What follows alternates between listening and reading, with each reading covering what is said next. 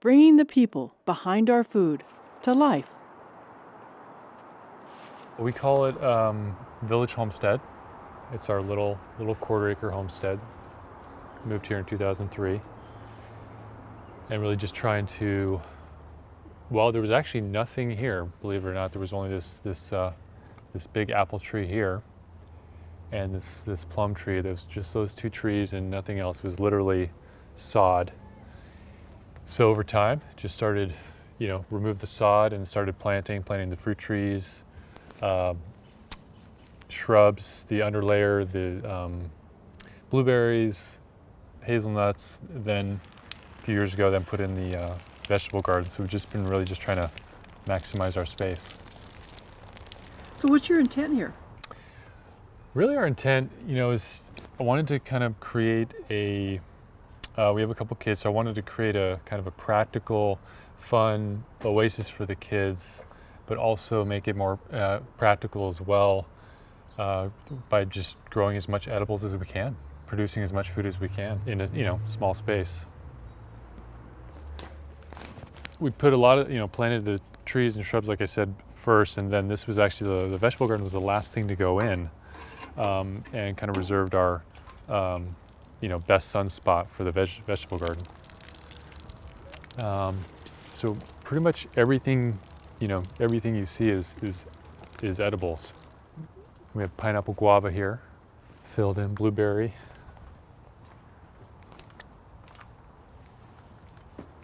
And then I put here, toward the end of the property, put in 3 hazelnuts. Provides good privacy when we're up on our deck. And if I can figure out how to outcompete the squirrels, we'll eventually get some hazelnuts.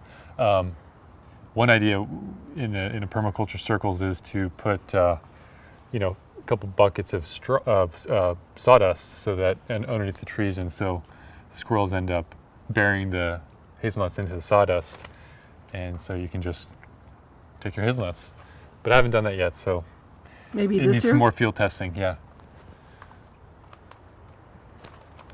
So the wine barrel itself is holding... That little copper pipe is the pump off the washing machine, and it's just gravity. Just gravity pushes the water through a hose, and I'll just put the hose at the bottom of a different plant. And each time we do a load, I'll just move it to a different place that needs water. So is this the elderflower here? Yeah, it's the elderflower. And what do you use elderflower for? Or why do you grow it?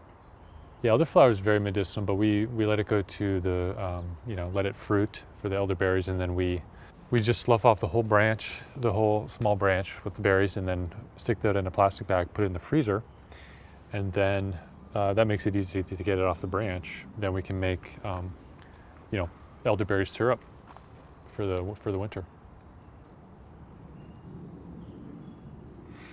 So this is autumn olive that I planted, probably 7 or 8 years ago.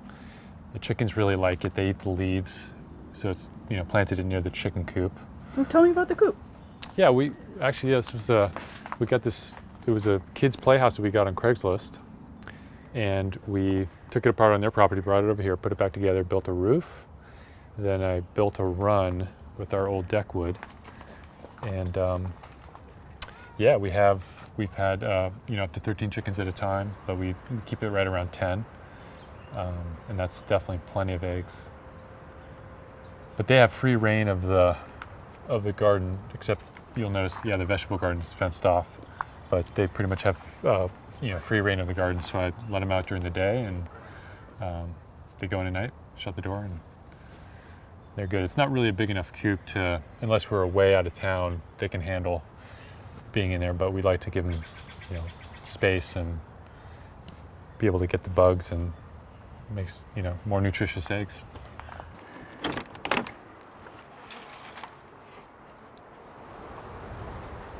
We have bees. Well, we've had bees for 3 years, and started out with a wild swarm.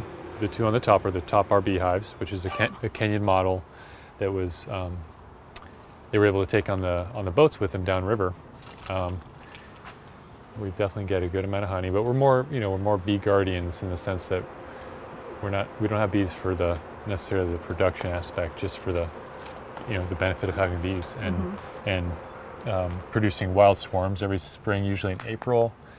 They'll swarm at least 2 or 3 times. So then we can catch that swarm and refill our boxes if need be, or give them to friends and family, and for them to have bees of their own. Yeah, we've noticed a big difference in our fruit production. It's definitely a benefit having the bees pollinate everything. And we get a couple gallons of honey every year, which is plenty for our own use. And it's really just fascinating to watch them do their thing. If you go on our deck, it's really interesting. You look, you can literally, it's just like this bee highway. It's really cool. Just, whew, I mean, they're just flying off doing their thing. So yeah, this is a really interesting plant called gumi. And it's planted because it's kind of an all-purpose. It's a nitrogen fixer. And it produces a very nutritious berry. A gumi? Yeah. Gumi Where does it originate? From the Caucasian Mountains, the Ukraine, Russia region.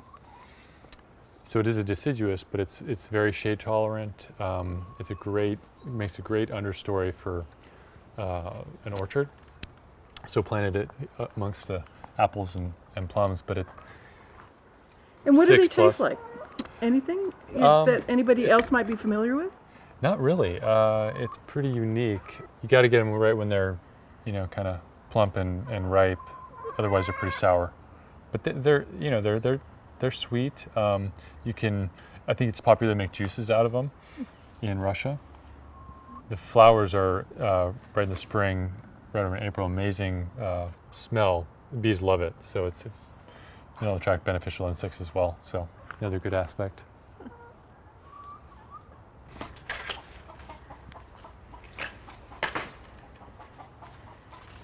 What do you got going here?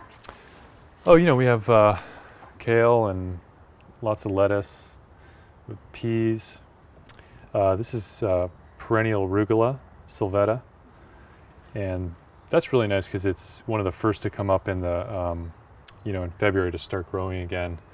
So it kind of gives a good, nice source of nutritious greens. But I try to create a constant harvest by stretching out the planting time. So I'll plant. Right now we have quite a bit of lettuce to harvest, but I just every evening we're able to get a nice salad, and then I'll harvest a head of lettuce, then plant another one, so that we have kind of a consistent supply of greens. And I put some celery. We have some celery here. What got you to do all this? Why such a diverse way of growing your food? I don't know. I guess ultimately it's just been a deep interest in gardening and farming, and wanting to. We came up here from California and we had a quarter acre, so we don't have extensive amount of land and farmland. So I've just wanted to really grow as much food as possible and have our kids really know where food comes from, and taste that leaf of lettuce that's really fresh, so they know what food really should taste like. And I love working with the soil. I love planting things. I love growing things. So it's really just been kind of looked at this as my art canvas to grow and learn about plants, and kind of create these wild areas too. Just kind of let it kind of take on a life of its own as well. So for you, it's important to grow something that produces something to eat. Yeah, I've always just kind of been that way. Yeah, I like to, if I'm going to grow something, I'd like the multifunction aspect of it being beautiful and edible.